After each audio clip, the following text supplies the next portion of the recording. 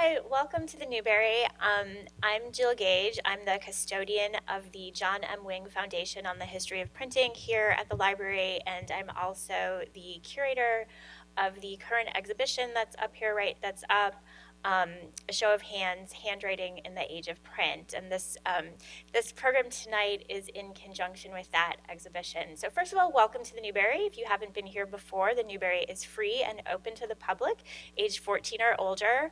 And we have a wide variety of collections ranging from the Middle Ages through the present day. And again, all you need to do is get a library card by showing an ID, and please come in if you have any interest in using the collection. We also have tons of great public programs coming up, both for this exhibition and other programs throughout. Welcome, and we hope to see you here in the coming months as well. When I started thinking about this exhibition, the Newberry has the best collection of writing books in the world. We have 2,500 printed writing manuals published before the year 1800. But I didn't want to just think about handwriting as being something nostalgic, something stuck in amber, something of the past. We also collect contemporary calligraphy and lettering here at the Newberry, and I wanted to think about that too. I wanted to think about how even at this moment when every single person I meet complains to me, a person of a certain age, complains that nobody learns handwriting anymore. It's don't we wish we were, it was 50 years ago when people still wrote thank you letters. And I always think, no, I don't wish it was 50 years ago when people wrote thank you letters. I wanted to really knock people out of the idea that lettering is dead and calligraphy and handwriting are dead. We just need to start thinking about it in new ways and thinking about it as an art form in new ways. And one of the first things I thought about was graffiti, because I see amazing lettering all over Chicago. And I had all these questions like, who does that? How do they learn that? Is there a Chicago style? Or how is it both a personal identity and a cultural identity? Because it's something that's something I think about a lot throughout the exhibition. So I'm incredibly delighted that our guests are with us today to talk about exactly those things. And I'm not going to keep you much longer, so I'm going to quickly introduce them and let them get on with their fascinating conversation and program. So Dulce Maria Diaz is the director of the Family Resemblance exhibition and founder of the SHE Gallery. Born in Mexico, she grew up in Chicago's South Side. I'm a South Sider. She's deeply connected with her Mexican and Chicagoan roots. She is not only a voice for Latinas, she gives a platform for others to scream. She promotes unity, community, compassion, and most importantly, love. So thank you. East began as a classically trained artist hailing from the industrial environment of Chicago and Northwest Indiana in the 80s. He left classic art behind to establish himself as a leading influence in the Indiana-Illinois underground art scene and has been hailed as a founding father to Midwest graffiti styles. Currently a well-respected and international painting figure, he continues to not only modernize the look of Midwest graffiti styles, but continually pushes himself, securing his spot as one of the world's most influential and respected names in graffiti culture. And last but not least, PENGO started writing graffiti in the Crew GMC on the west side of Chicago in 1984 and moved to Rooftops and Trains in 1985. He joined the highly influential and innovative TAC Crew. After serving in the Army, PENGO reestablished himself in the Chicago graffiti art scene and took several artists under his wing and helped to proliferate the Chicago style of graffiti. He attended seminary and is a Christian minister. His faith and art are intertwined. To this day, his murals often exemplify classic Chicago graffiti style of highly structured, symmetrical, and balanced letter forms. So with that, I turn it over to our speakers this evening.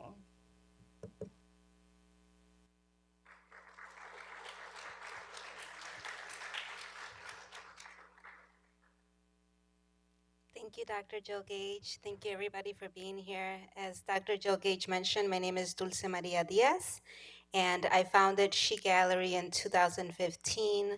That stands for Sharing His Energy Gallery. I'm a very spiritual person, and after a series of dreams, I started this organization with no interest in business for arts. I studied business for the arts, and what I was focusing on was educating the public about the difference between graffiti and street art.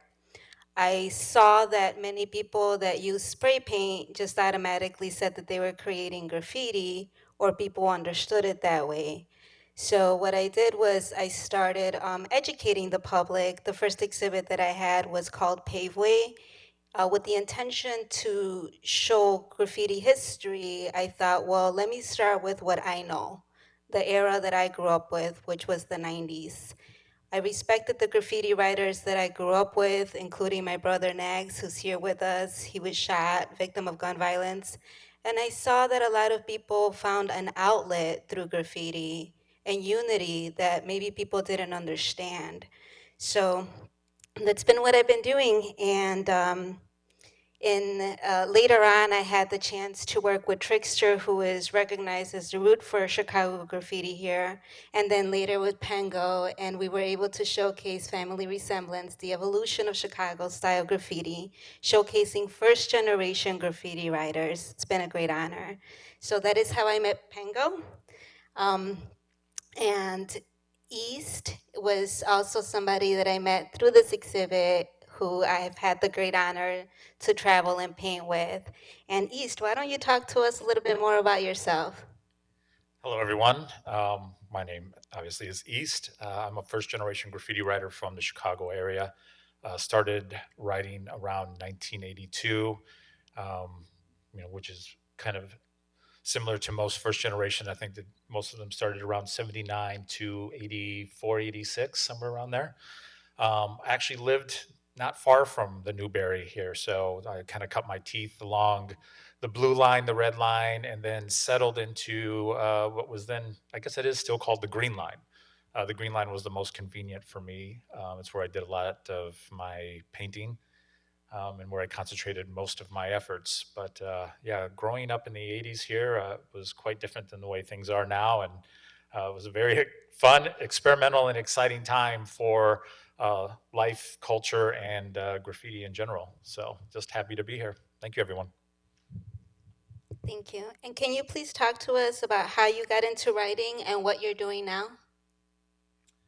So I got into writing, mostly writing the L, and you would see a lot of abstract art. I mean, along with graffiti, gang graffiti, I think it would, be doing an injustice if I didn't include the fact that gang graffiti was very prominent in Chicago. It was everywhere, and it was hard not to take notice.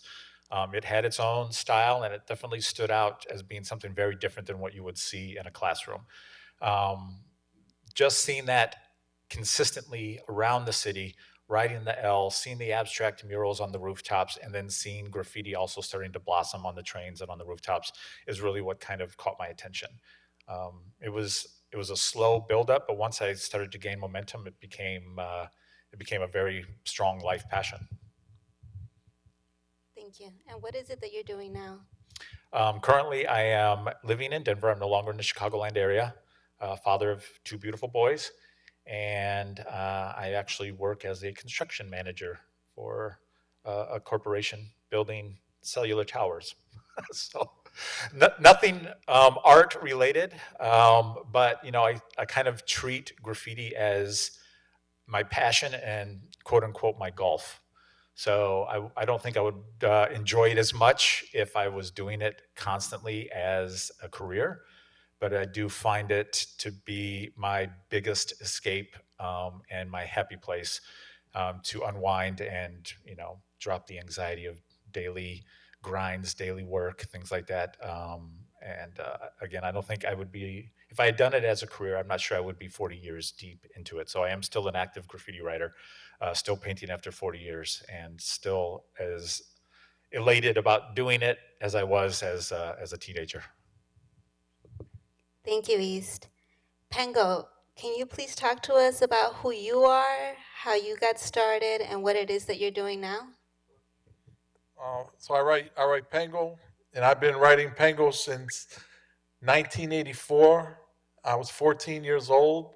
I got that name because when I was walking in the snow, my friends behind me, they saw my feet at an angle because I walk with my feet out, and they said, "You walk like a penguin. You walk like a penguin." So then they were like, They started calling me Pengo.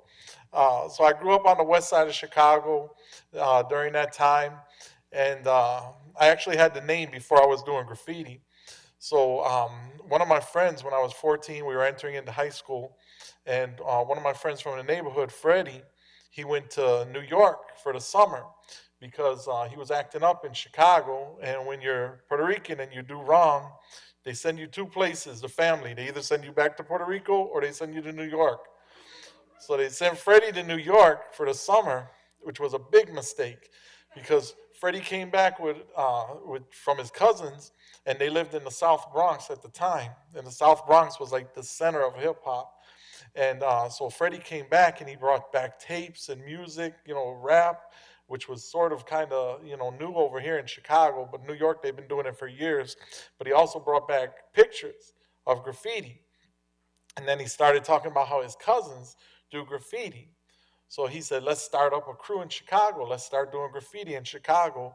And that's the great thing about Chicago and graffiti is that no one person brought it to Chicago. Chicago's a city of neighborhoods.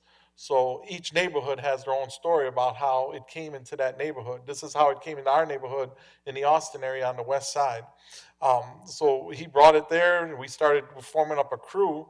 And during my high school years, I went to Lane Tech High School in Chicago, and during those times, it was heavy bombing, a lot of bombing, and by that we don't mean blowing up buildings and trains.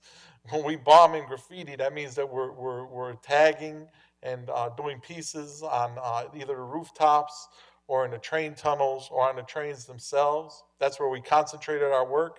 Or on the CTA buses, going to school, coming back, we would bomb. We would tag, do pieces on buses, trains, rooftops, all of that good stuff. And yes, we were only 14, 15, 16 years old doing that, braving the train tracks, third rails, and all that good stuff just to put up We're art. so lucky to even be here. Yeah, The things that we've done, yeah, I wouldn't wish upon that's anybody right, to that's do. right. Yeah, it's just And invincibility was. We just thought we were invincible. that's right. And think about that too. Now that's how much we loved art. And it wasn't just tagging, it wasn't just scribbles. We're talking about whole pieces. We loved art so much that we were willing to jump on train tracks, run that third rail, jump onto a rooftop, and do a piece, and then somehow get home without being arrested. Now that's a love for art, okay? Um, so then after high school, I went to the Army, and I was in a combat unit for about 6 years. I finished my time with the Army, came out, and I went to the American Academy of Art for about 2 weeks. And because I went for about 2 weeks, because the professor there, he was like, "You're gonna have to give up everything when you come up in here, everything, and you have to focus on me and what we're saying and the art that we're doing here." And I was just like, "Man, I just came out the Army, and this guy's gonna, I couldn't wait to get back into graffiti and be with my girlfriend, who was my wife now, 30 years married, me and my wife Jeanette. But now he wanted me to focus on this art, and I'm like, no, my real love was graffiti art. So I left after 2 weeks. I said, forget these people. I'm gonna go and do what I love best, and started doing graffiti again.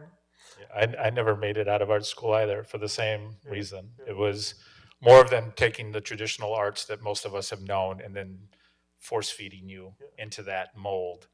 And art should never be force fed or molded. So It's nothing against art school. If anybody out here absolutely went to not. art school, But more power to you. I found out quickly that what I was doing, my studio was the city. I couldn't function in a studio setting, and I couldn't function doing what somebody was designating as my process. You know what I mean? Like I had my own process and my own things I needed to discover and put out in the world. And yeah, art school was not doing it for me. So where I'm at now, I've been doing graph for a long, long time. First generation graph writer, and I've been doing it for a long time. But now I still do graph. I'm still out there. doing my thing. I love graffiti writers. I love my Chicago graffiti writers.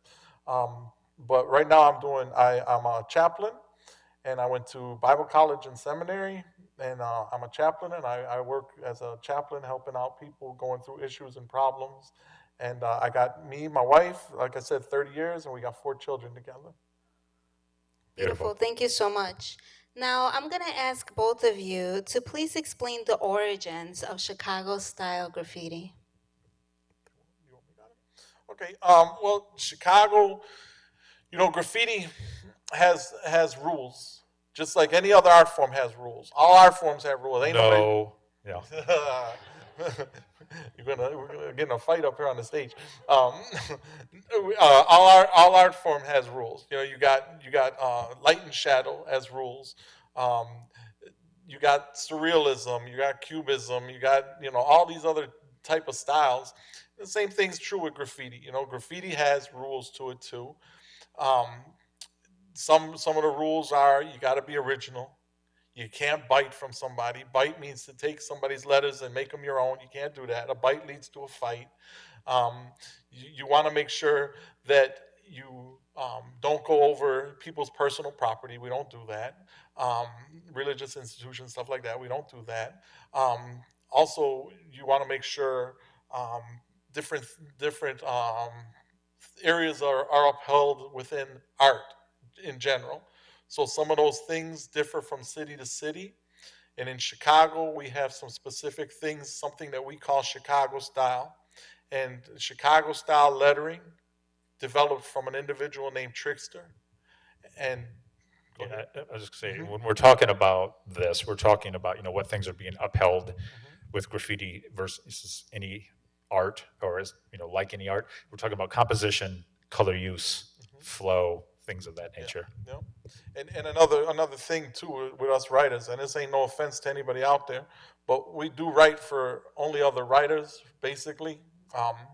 When we do our graffiti, when we put it on a wall or even on a canvas, me personally, I don't care what any of y'all think. No offense to any of y'all, but I'm writing for other writers. That's our audience. If you guys appreciate it, you can come along for the ride and enjoy it with us. But my main audience is other writers. So that's like part of the rules too. Yeah. Can you please talk to us a little bit more about Trickster and the Feds and the origins of the style of Chicago writing? Okay. Thank you.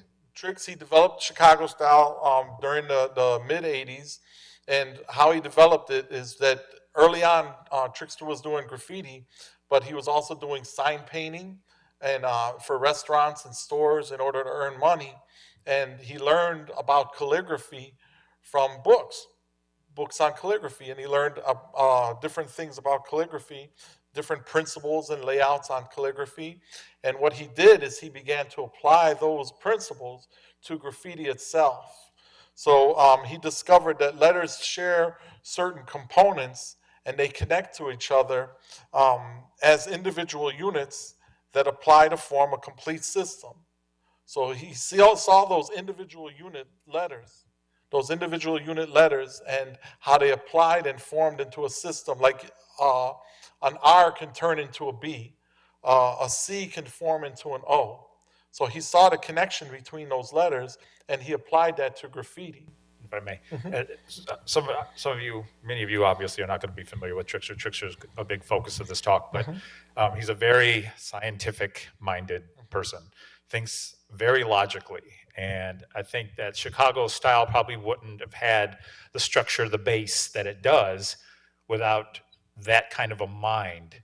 Actually putting those things in. And anybody who might be familiar with writing or calligraphy is familiar with words like, kerning, where you're taking a letter and you're shifting it just slightly to make sure that it fits naturally to the eye to another letter. We do the exact same thing when we're doing graffiti.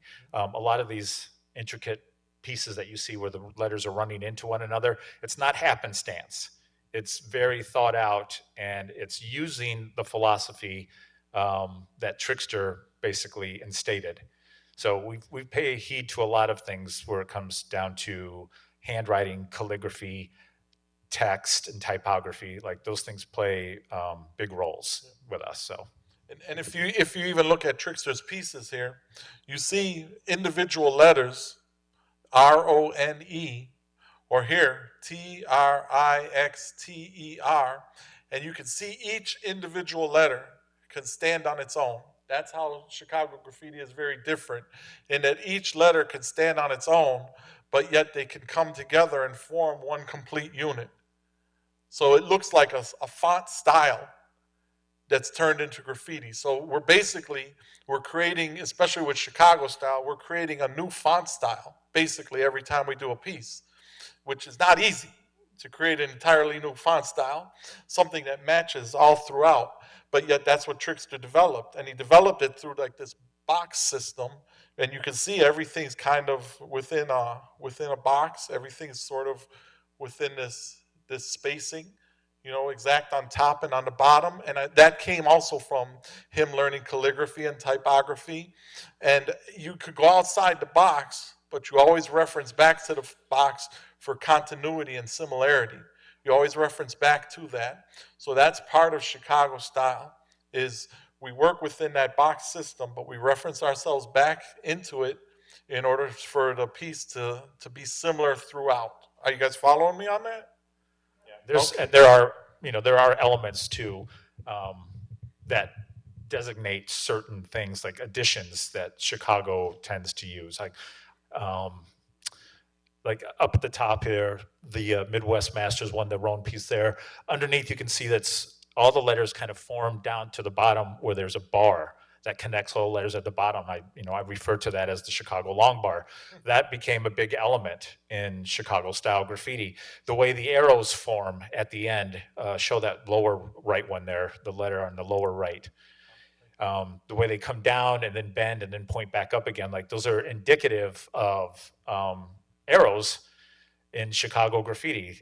There's a documentary out there called Style Wars where a person said, phase 2 said, everyone's got their own arrow.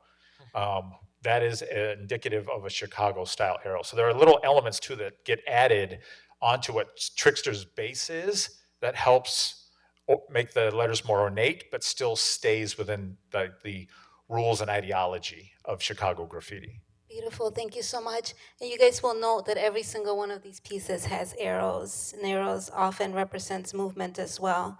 So let's talk about that. Let's talk about Chicago style graffiti. Let's talk about, not just talk about, but let's show the audience. Let's show the audience how and what makes Chicago style graffiti unique and difficult to produce. So we're gonna move on to Chicago style graffiti. We're gonna have PENGO talk to us a little bit more about Chicago style graffiti, while EAST gives us a demo on the principles of style, balance, and flow. You guys ready?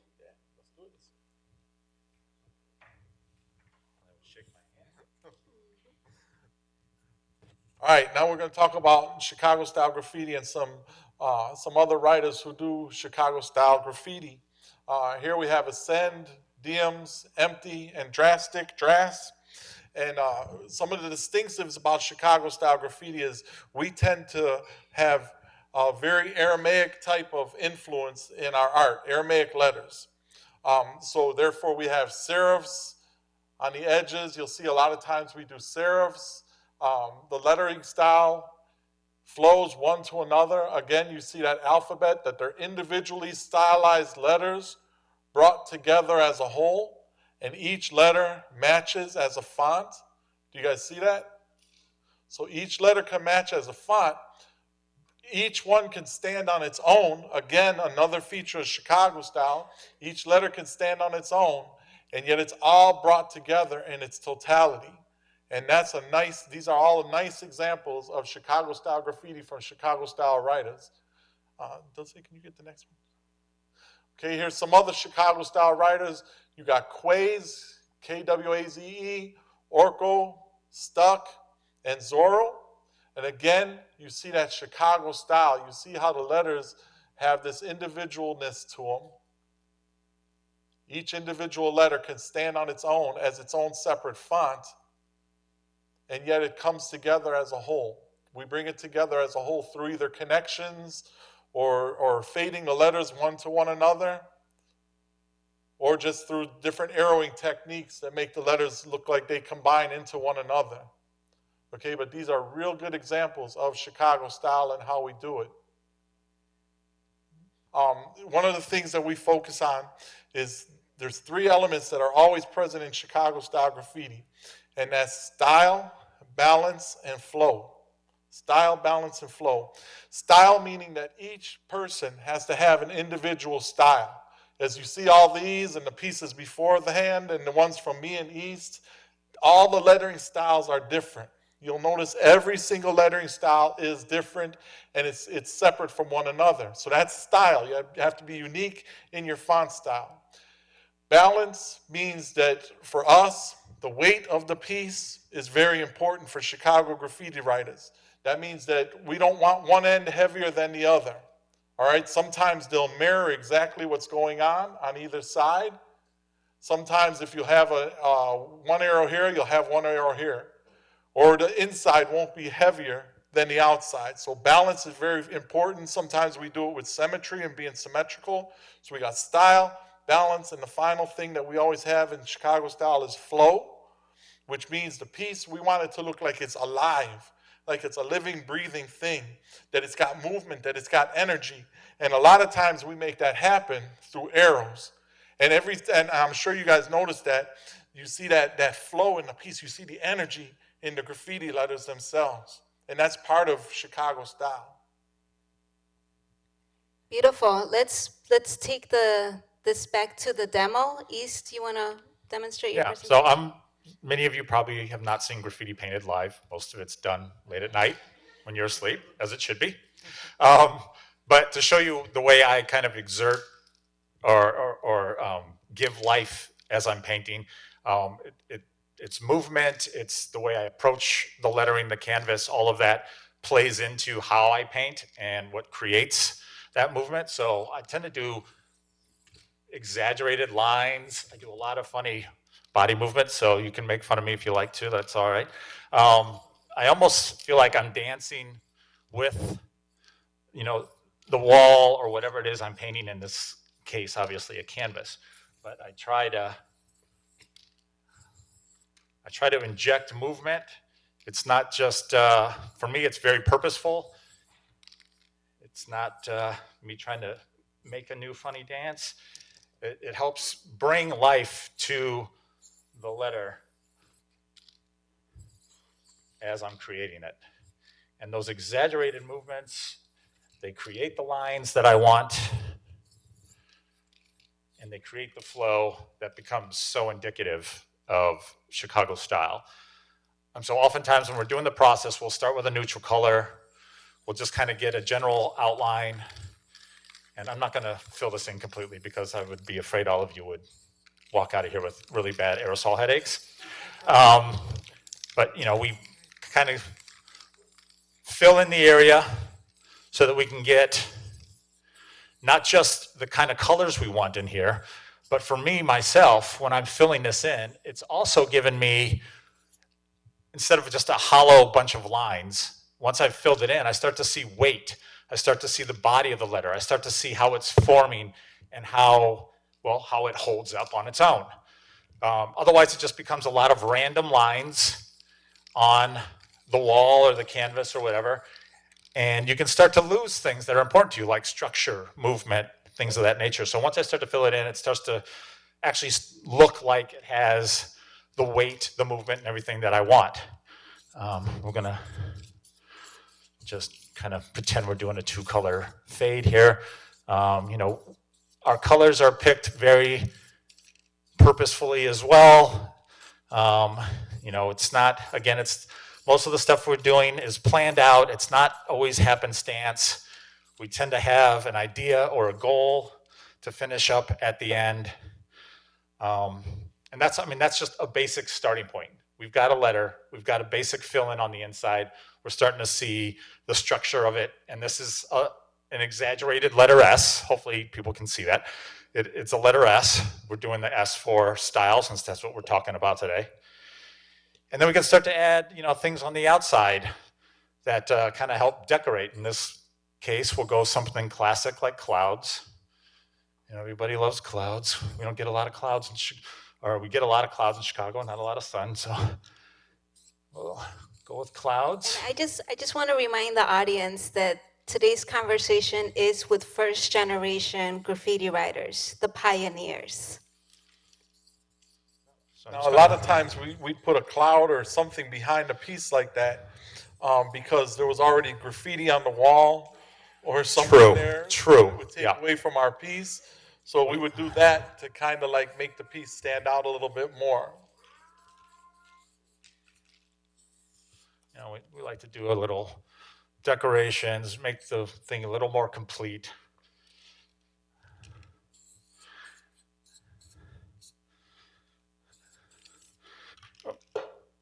And then, you know, highlight. Chicago is very well known for high contrast lighting.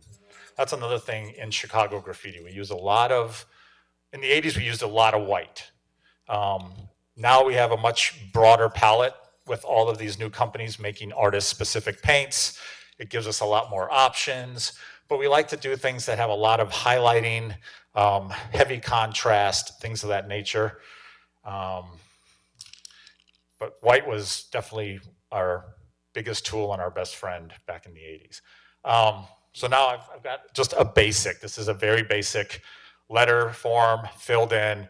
I've done a little bit of background to cover, either to add more composition and more color to the wall, or to, like he said, to go over graffiti, gang graffiti, anything that might have been there previously that we don't want.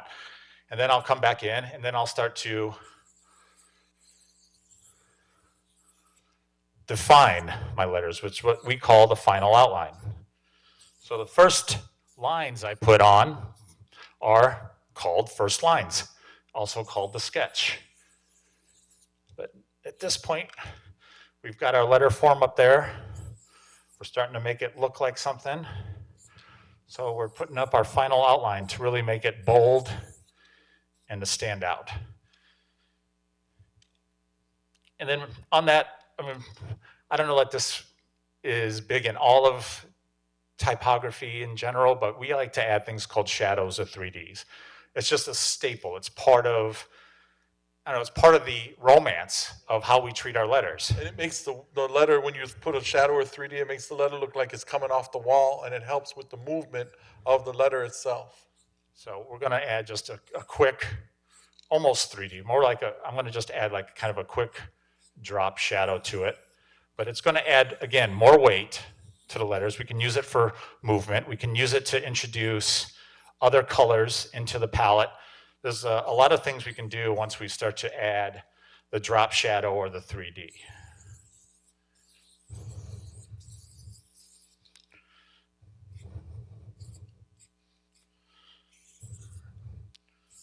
And it must be said, when we do our letters in Chicago, we do not hide the letters with the colors. We use the colors to enhance the letters. Everything's an accent, exactly, yeah. There are definitely a lot of cities, artists, or whatever that do what's called camouflaging, and they like to use a lot of extra elements that basically will hide certain parts of the lettering, but in Chicago, like he said earlier, we like to concentrate on each letter on its own, make sure that each letter can stand on its own before we try to put them together to create one unit. All right, that is a very rudimentary outline for an S, but we'll continue. Now this is where I can start to accent the shape of the letters and also introduce another color. So I do what's called a 3D inline, and I'll just basically follow the inside along the same lines, and it's, again, accenting the same movement of the letters, but not over camouflaging, and it allows me to, again, add another color in for visual interest. So it's starting to look like something, yeah?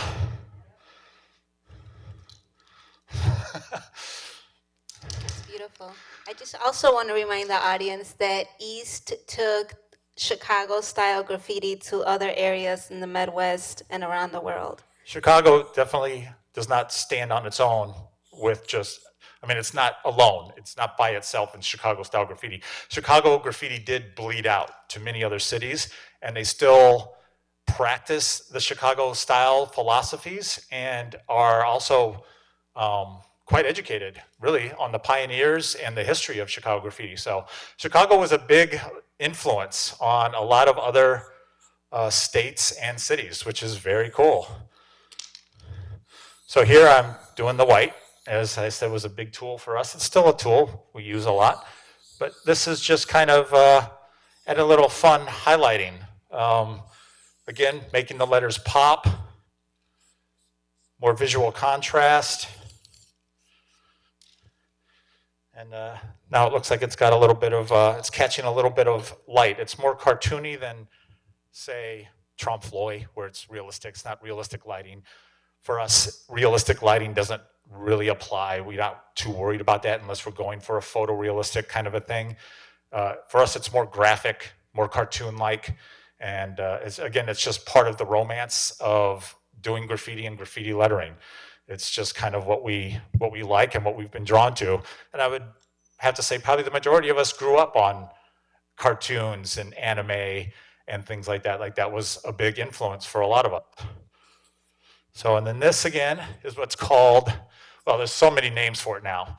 I always called it an outer border, but it became known as a force field, a gel, a second outline, a what? Aura. I mean, there's a million names for it now. But this again is just adding another color, accenting the movement. And that's really its sole purpose, is just continuously, if you spent the time to go out to do this and you're concentrating on letter form, make sure that everything you're doing afterwards is actually accenting the letter form that you just spent so much time doing. Like it's very important. So all of these elements that we add really just are to accent and individualize. You know, some people might use these slightly different than other people, but the whole idea again is accentuate, keep the movement, make sure the letters stand on their own, and have some flow. So hopefully this was somewhat educational, and I didn't fume out too many people, because it's pretty bad up here. Thank you, East. Now, both writers are now going to compare and contrast Chicago-style graffiti to other styles of graffiti. And we are going to start with New York. Now, New York, we give respect to, even though they should really be the second city. But we'll give respect to New York, and not for their garbage disposal either, if anybody's ever been to New York. But New York is the ones who literally created the art form of graffiti. So because of that, we give them homage and we always give them respect. But there is a different style of graffiti in comparison of New York versus Chicago. Chicago, again, developed separately and different than New York. Even though we have influences, it is different. We're going to highlight a few writers here. This is BG 183. This is Bio. This is Cope, C-O-P-E, and CES, C-E-S. We have a couple other writers here, Per, P-E-R, Scheme, T-Kid, and When. Okay? These are 8 writers we're just going to look at from New York, and we're going to compare New York to Chicago so you can actually see the difference in real time. Okay? On the top, we have 2 Chicago writers, PENGO and EAST. Okay? Imagine that. That's us. Yeah. So we got PG up here, P-E-G-E. East over here, A-S-T-E. East likes to change it up a little bit. It's a derivative of East in Italian, if anybody was wondering why it's spelled differently. So we're comparing it to BG 183, and you can see the PG compared to the BG. Look at the difference over here. Here you got the balance on either end here. Here you don't necessarily have that. This side feels a little different than this side. You look up the flow on it, and it's like I said, it's a little different on the flow. Check out East versus, this is Sess again, but this is a wish piece from him, W-I-S-H. If you look at the difference in the two, you can see East's coloring style. You can see every letter. He's highlighting the letters. East is in love with letters. Look at Sess, great letters too, but look at the camouflage. They're almost techniques. over camouflaged. Yeah. To the point that they've lost some of the lettering itself, the structural lettering, and some of the movement has been That's lost right. because of it. That's right. It almost makes us want to sing "You've Lost That Loving Feeling" towards the letters, because you don't feel the love, but they do. New York does this for a reason, and this is their reasoning. New York, in the early stages, a lot of their graffiti was done on trains only, and camouflaging the letter was a way of hiding the name from the police. Again, remember, we do it for each other, because we don't want to get busted by the cops.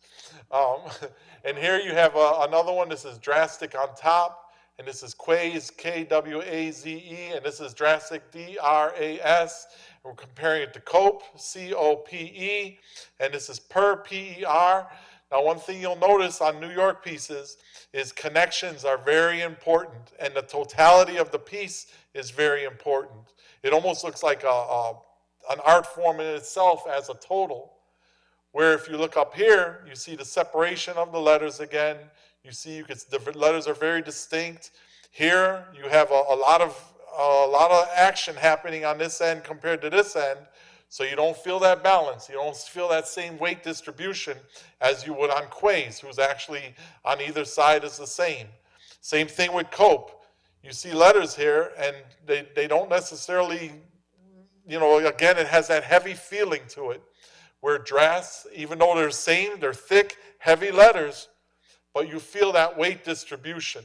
Even within the inside, you see the weight distribution, and you don't necessarily see that with the New York style of letters. Here you have Oracle Piece, Syse, S-Y-S-E. Then you have Ascend over here, A-S-E-N-D, compared to Scheme, S-K-E-M-E, and Bio, B-I-O. And again, you can see the difference in the letters. You see the camouflage right away. You can see the difference in the balance on either side right away. You see how the connections, again, you look at Bio's piece, B-I-O, and the connections are right there, where it's not necessarily the same thing with connections with Chicago-style letters. Yeah, I mean, Ascend has a lot of ornate movement and a lot of connections, but he doesn't. They're almost separate away from the bodies of the letters, exactly. So that you can still designate an A and an S and an E and see them on their own, whereas a lot of these other ones, they'll start to run their connections and things like that through the letters and then start to lose it. Again, it's too much camouflaging. Okay, we're going to quickly move on to compare and contrast with Europe. Yeah. Thank you. We'll be real quick. Again, you have different styles over here, European styles. They don't necessarily follow the same type of lettering at all. There's a lot of things with separation and movement that's a lot different. Balance just is not there. Sometimes even flow doesn't exist, and the pieces look very odd, and sometimes the letters look very strange. Yeah, their philosophies are much different than ours. Much different. But it's cool. Yeah. I mean, it's fun to see different nice. stuff. Yeah, again, we're not dissing New York, we're not dissing Europe. It's different. It's just a different way of doing things, and that's what this is about, showing you the difference between the two. Up here again, you have a Syse piece compared to a Safe piece. Again, the balance ain't the same. The separation, like this spacing over here, you don't see that type of problem over here. Same thing when you look at Drastic and Ascend. It's a different flow. Look at these letters. Look at Ascends, very separate. These are very blotted into one another. Distortion of the letters a lot, where we're very consistent using Aramaic typography again. Same here. You can see on Stuck, you can see the serifs. You don't necessarily see that with Smoker. With Bacon down here compared to Zor, you see the balance. And you see the nice, it's got nice symmetry to it. And Bacon is a good piece, but again, it's different. Mm-hmm. Thank you so much. Let's move on to the abstract, compare and contrast. Thank you. Sorry, we got to get that flow going, all right? All right, again, abstract. Some of y'all artsy-fartsies might really like the abstract. you know, and it's cool, you know, and you might be all tingly about the abstract. Oh, it's so colorful and all, you know, and that's great and all. But it's a different way of doing graph. Here you don't see outlines, you don't see letters. Sometimes you don't see an outline at all. Yeah, it's more about just pure movement, shape, color, whatever, without defining an actual letter. Absolutely, absolutely, Ms. Dulce. Again, you see east up here, does down here, comparing size, and you can see the abstraction of the letters, the total distortion of the letters, not having outlines on certain areas, the colors and all that compared to the symmetry, the order of the piece. Here's a PENGO one up top compared to this over here. Again, you see the order, you see the symmetry, you see that Aramaic influence, you see that calligraphy influence, you see that working within the box structure.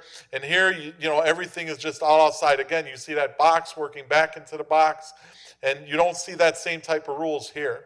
In fact, abstracts, you don't see rules at all. So here, you know, there's no outline basically at all. It's like the colors form the outline. And Ascend, you don't have that issue. Same thing with Drastic and compared to this one. Two totally different ways of doing graffiti, but not to say one is wrong or one is better. No, it's just another approach, and oftentimes it moves more into like a modern art realm and out of the typography realm, Yeah, which exactly. is what we adhere to more as a classic Yes. graffiti writer. Yeah, we're very, very, very true on what he said. We're very classic in our typography and the way we form the letters. We take pride in the forming those letters. Here, it's the whole approach to the way it looks as a complete unit. So it's, again, different, but not necessarily better or worse. Thank you guys so much. It was a rush at the end, but we got through it. We thank Newberry Library, Dr. Jill Gage, for recognizing graffiti as an important art form. We thank East and PENGO for this amazing presentation. We thank you, the audience, for being with us, whether you're here with us or at home. We thank you for your support. We thank all of the pioneers for doing all that they've done to get us to this point. We really hope that you gained a better understanding of Chicago-style graffiti and the importance of conserving its history in order to preserve the authenticity of Midwest-style writing. Now we're going to move on to some questions. All right, so our first question, is paint expensive? How can they paint to see when it's dark? And is there respect for others' art by not spray painting over each other's art? Yeah, That's all like 3 questions. Yes, art is, spray paint is expensive. Yeah, paint when we were younger, paint was real cheap because we stole it. we stole it. That's it. We would call it racking up. Because growing up on the west side, I didn't have money for paint. You know, me and my brother shared the same coat, so we didn't have money for paint, so we stole paint wherever we could. Trickster and I would steal my parents' car and drive to Indiana, where it was even easier, and we would just fill up the trunk in the back seat with, you know, and we're not condoning. That's it. Amen. That's We're just not the saying it's fact. the right thing That's to do. just how it went down. We're telling you the reality of it, so we're not endorsing stealing anything. Nowadays, yes, there are artist brands that are specific to what we do, and they can be extremely expensive. But in turn, they also support a lot of artists, and they support events, and they do donations for these events, and they even have teams where they sponsor other writers. So there is give and take. But yeah, if you're not one of those sponsored writers, it could be extremely expensive. Thank you. A lot of these questions touch on not being able to read graffiti.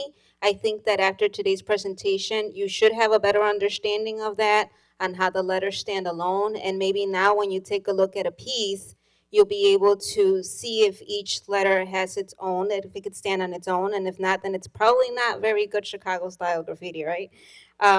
So this is a really good question for both of you. Is there a difference eras in Chicago graffiti?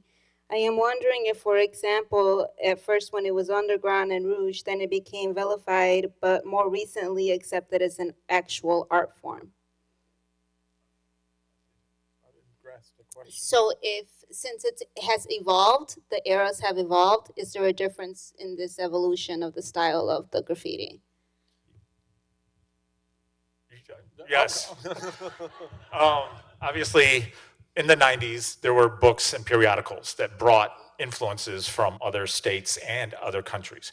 Now we have the internet. We have Instagram and everything's instantaneous. You can see graffiti done in the most obscure parts of the world. So all of that has influenced, and agree or disagree, right? You and I growing up, each city had a very unique quality.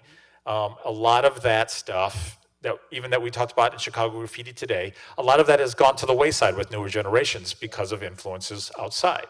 And each city used to be able to, you could see a piece of work without even knowing who the artist was and know specifically which city it came from by the way it was painted.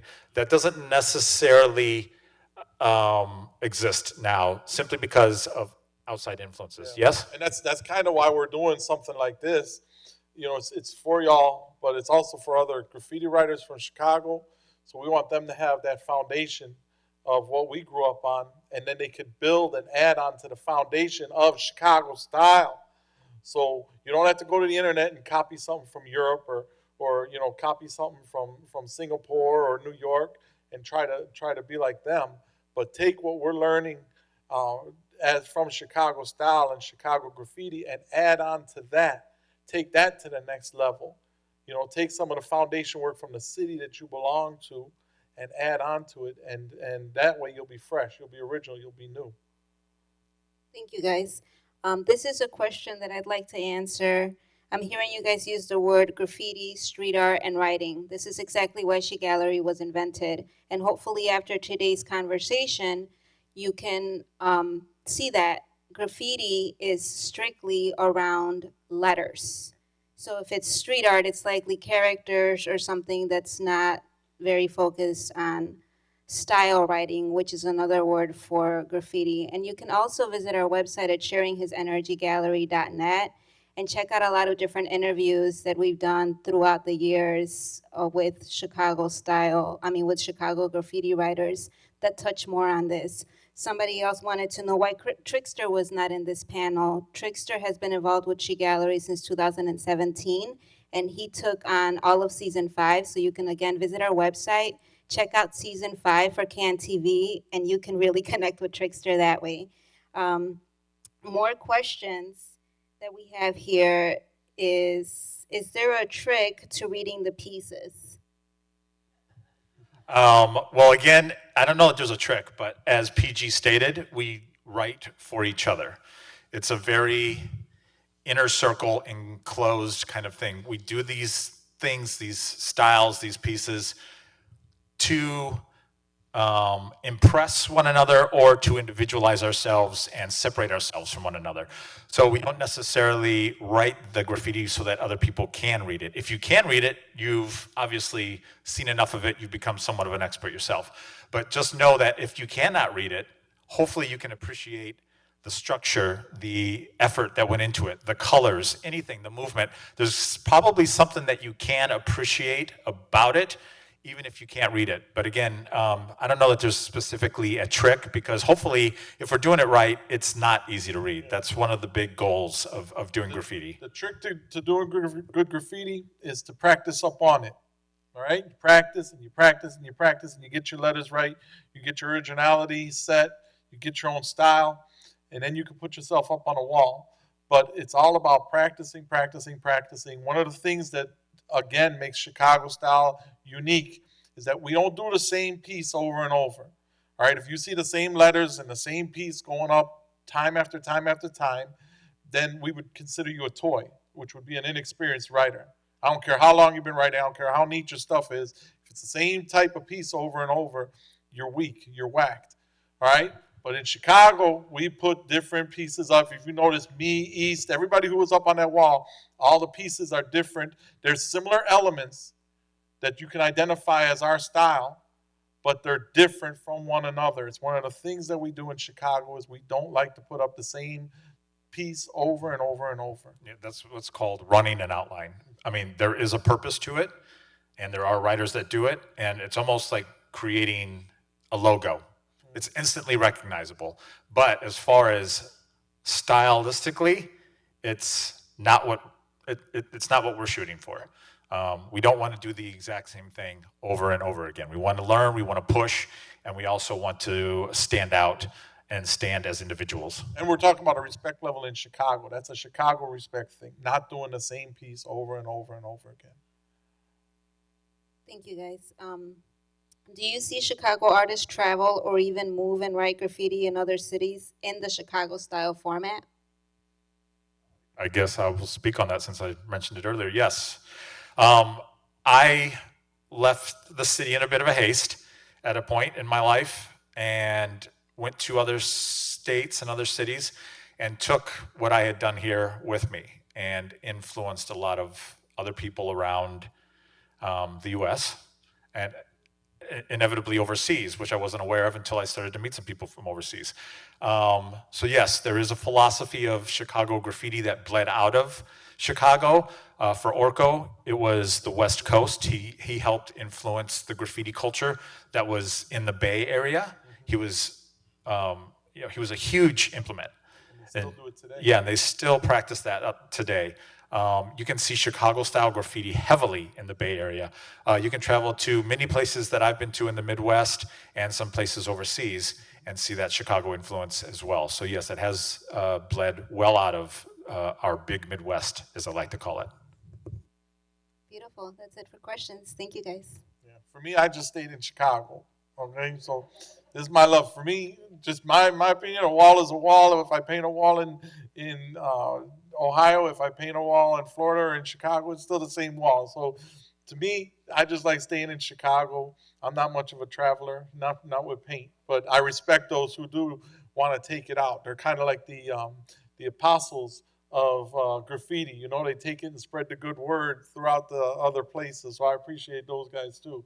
People like East and Orko. Thank you very much. Dulce, PENGO, EAST. Let's give it up for them. Thank you so much.